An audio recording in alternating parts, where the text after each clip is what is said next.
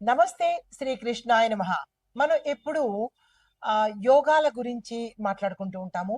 ఏ యోగము, ఏ గ్రహాలు ఎవరెవరికి ఎలాంటి ఫలితాలు ఇస్తాయి, ఏ మాసంలో ఏ యోగాలు కలగబోతున్నాయి అనే అంశాన్ని మనం ఎప్పుడూ నిరంతరం చెప్పుకుంటూనే ఉంటాము. అయితే మనకి ఈ ఆగస్టు 13 తర్వాత నుంచి సెప్టెంబరు ఒక 2, 3 నెలల వరకు శని భగవానుడు విశేషమైన యోగాన్ని కలగజేయబోతున్నాడు. అయితే మనకి శని భగవానుడు అంటేనే కొంతమందికి భయము, కొంతమందికి భక్తి, కొంతమందికి మిశ్రమంగా ఉంటుంటుంది. అమ్మో! ఎందుకొచ్చిన గొడవ ఆయనతో పెట్టుకోవడం అన్నట్టుగా ఉంటారు. అయితే శని భగవానుడు అత్యంత మహిమాన్వితుడు.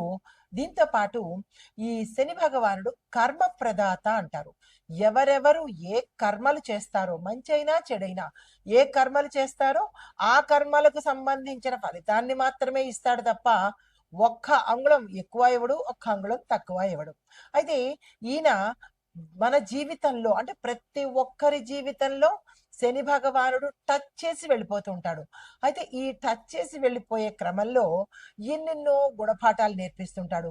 గుణపాఠాలే కాకుండా పరీక్షలు కూడా ఎంచక్కా పెడతాడు. ఆ పరీక్షల్లో నెగ్గేటటువంటి శక్తిని కూడా ఆయన ఇస్తాడనమాట. శని భగవానుడు సామాన్యుడు కాదు. అత్యంత మహిమాన్వితుడు, అత్యంత కరుణామయుడు కూడా. చూసే వాళ్ళ దృష్టిని బట్టి ఉంటుంది.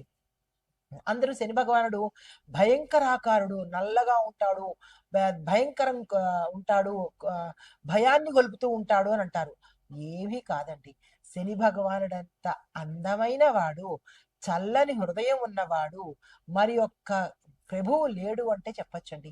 అయితే అది మనం చేసే కర్మ ఎంత క్రూరంగా ఉంటుందో, ఎంత భయంకరంగా ఉంటుందో ఆ కర్మలు చేసే వాళ్ళకే భయంకరంగా కనబడతాడు. మామూలుగా సత్కర్మలు చేసే వాళ్ళకి చల్లని హృదయం ఉన్న మహానుభావుల్లా కనబడతాడనమాట.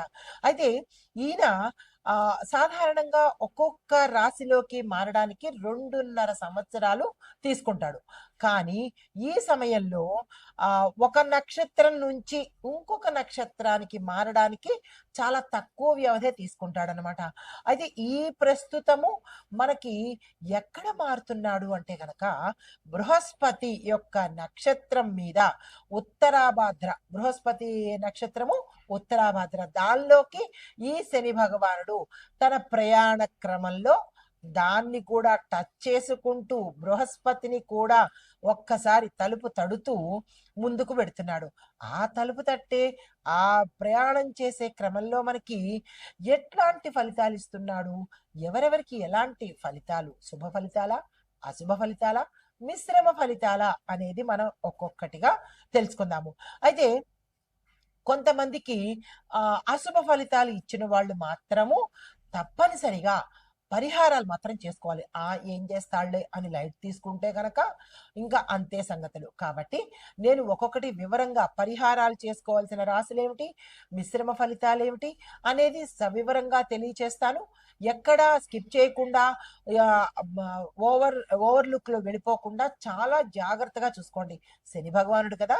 అయితే వీళ్ళు పాటించవలసిన ప్రధానంగా కొన్ని రాశులు అయితే ఉన్నాయి. ఆ రాశులు వాళ్ళు పాటించవలసిన నియమ నిబంధనలు ఏంటి, ఎలా పూజించాలి, ఏ సమయంలో పూజించాలి అనే అంశాలను సవివరంగా మీకు తెలియచేస్తాను. తదుపరి రాశి వృషభ రాశి. ఈ రాశి వారికి కూడా ఇంచుమించు ఇలాంటి ఫలితాలే కలగబోతున్నాయి. మీరు కూడా చాలా జాగ్రత్తగా వ్యవహరించండి. అయితే శని ప్రభావం వల్ల అనవసరమైన ఖర్చులు పెరగడంతో పాటు మీరు చేసే ప్రయాణాల్లో కూడా ఇబ్బందులు, డాక్యుమెంట్స్ నష్టపోవడము, లేదా ధనం నష్టపోవడము, స్కాముల్లో ఇరుక్కోవడము, మీ స్థిర చిరాస్తులు మీకు రాకపోవడము, దగ్గర దాకా రావడము, తర్వాత మీకు కాదు అన్నట్టుగా వ్యతిరేక ఫలితాలు రావడము. దీంతో పాటుగా మీరు ఏ రంగంలో ఉన్నవాళ్ళైనప్పటికీ అనవసరమైన నిందలు కూడా పడే అవకాశము, మీరు చేసిన పనులకు చెయ్యని పనులకు కూడా నిందలు పడే అవకాశం చాలా ఎక్కువ కనబడుతోంది. ఈ విషయంలో జాగ్రత్తలు తీసుకోండి. అంటే కర్మ రివర్స్ అనే విషయము ప్రతి ఒక్కళ్ళు గుర్తుపెట్టుకోవాలి. అంటే శని భగవానుడు మీ మీద కక్ష కొద్దీ చేయటం లేదు.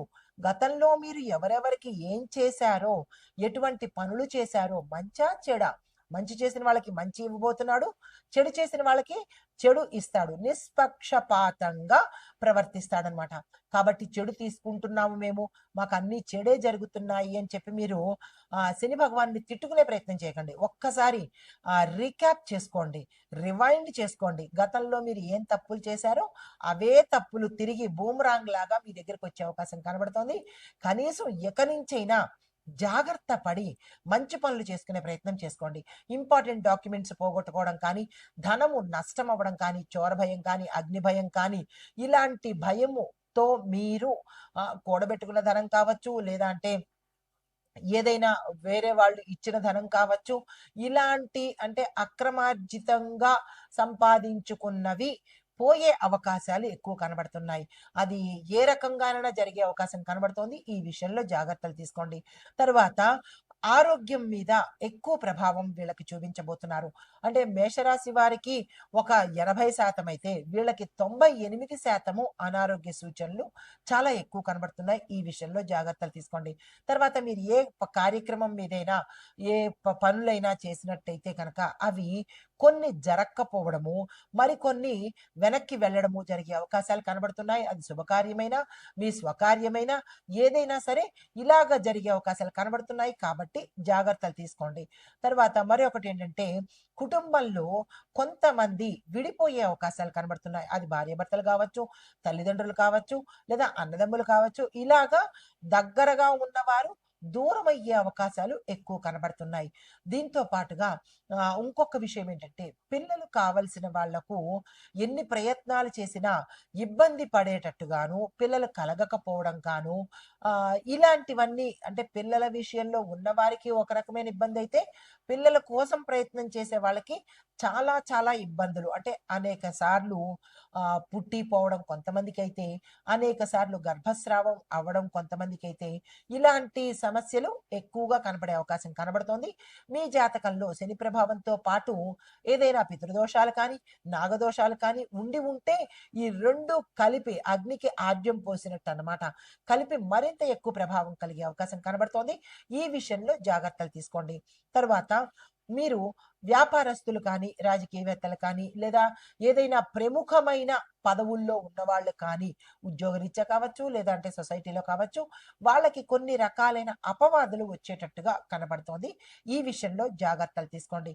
మీరు మంచి చేసినా మంచే వస్తుంది, చెడుగా గతంలో చేసినా అదే తిరిగి వచ్చే అవకాశాలు ఎక్కువ కనబడుతున్నాయి. ఇది ఎందుకు వస్తోంది అనే విషయం ఆలోచించండి. కానీ ఎవరిట్లా చేస్తున్నారు అని వాళ్ళ మీద కక్షలు పెట్టుకోవడం కానీ, వాళ్ళని ఇబ్బంది పెట్టడం కానీ, తిరిగి చేసినట్టయితే మళ్ళా ఇవే తిరిగి రివర్స్ లో వచ్చే అవకాశం ఉంది. కానీ కక్ష, పగ ధోరణిని మానుకొని శని భగవానుడికి అనుకూలంగా పశ్చాత్తాప ధోరణితో ఉన్నట్టయితే కనుక మంచి ఫలితాలు పొందే అవకాశం కనబడుతోంది. అయితే వ్యాపారస్తులు పెట్టుబడుల జోలికి అప్పుడే వెళ్ళకండి, విస్తరణ జోలికి అప్పుడే వెళ్ళకండి. ఒకవేళ తప్పదు మేము చెయ్యాలి భాగస్వామ్య వ్యాపారం కానీ, లేదా ఏదైనా సరే స్థిర చరాస్తుల విషయంలో కోర్టులో కేసులు వేయడం కానీ, ఇలాగ ఏదైతే చేద్దామనుకుంటారో అది సెప్టెంబర్ వరకు కొంత వాయిదా వేసినట్టయితే కొంత అనుకూలంగా ఉండే అవకాశం కనబడుతోంది. కాదు మేము చేసుకోవాలి అనుకుంటే కనుక మంచి చెడ్డ చూపించుకుని అప్పుడు చేసినట్టయితే, పరిహారం చేసుకున్నట్టయితే కనుక ముందుకు వెళ్ళే అవకాశాలు ఎక్కువ ఉంటాయి. అయితే మీకు చెప్పదగిన పరిహారము, ప్రతి శనివారము నువ్వుల నూనె ధూపము నువ్వుల నూనెతో దీపము ఇంట్లో కాదు, మీరు దేవాలయంలో ఏదైనా శివాలయం కావచ్చు, లేదంటే నవగ్రహ ఆలయంలో కావచ్చు, వెలిగించుకున్నట్టయితే మీ అంతట మీరే, మళ్ళా దానికి ఎవరినో పురమాయించడం కాకుండా మీ చేత్తో మీరే కనుక చేసుకున్నట్టయితే కొంత సానుకూలంగా ఉండే అవకాశం కనబడుతోంది. తర్వాత ఈ నువ్వుల నూనె దీపం వెలిగించడంతో పాటుగా హనుమంతుడి ఆలయం తప్పనిసరిగా మీరు ప్రతి మంగళవారమో శనివారమో వెళ్ళవలసిందే. అక్కడ మీరు హనుమాన్ చాలీసా ఒక్కసారైనా పఠించినట్టయితే హనుమంతుడికి ఎక్కువగా ఈ శని బాధలు తగ్గించేటటువంటి శక్తి ఉన్నది కాబట్టి ఆయన్ని మీరు ప్రాధేయపడాల్సిందే. అయితే పేదవాళ్లకు కొంచెం దానం ధర్మం పెట్టుకోండి. ఎంతసేపు సంపాదించేయడం, మూటలు కట్టేయడమే కాకుండా కొద్దిగా కుడి చేత్తో సంపాదిస్తున్నప్పుడు ఎడం చేత్తో ఇచ్చే తత్వం పెట్టుకున్నట్టయితే చాలా సమస్యలు మనకి పరిష్కారం అవుతాయి. కాబట్టి దానము ధర్మము అనే అంశాన్ని తప్పనిసరిగా పెట్టుకోండి. కోపం పడకుండా నా మీద విసురుగా ఉండకుండా సంపాదించిన ధనంలో ఒక నియమం పెట్టుకోండి. ఒక 2% 1% దానంగా ఇస్తాను అని పెట్టుకుంటే, ఎంత ఇచ్చుకుంటే అంత ప్రకృతి మనకిస్తుంది. భగవంతుడు ఇస్తాడు కాబట్టి, ఆ ఒక్క లక్ష్యాన్ని, లక్షణాన్ని, గుణాన్ని అలవరుచుకునే ప్రయత్నం చేసుకోండి. అయితే ఈ పరిహారాలన్నీ పాటించుకున్నట్టయితే కనుక, కొంత మీ జాతకపరంగా కావచ్చు, కొంత గోచార రీత్యా కావచ్చు, మంచి ఫలితాలొచ్చే అవకాశము శని భగవానుడి యొక్క సానుకూల దృష్టి మీ మీద ఉండే అవకాశం కనబడుతోంది. నమస్తే.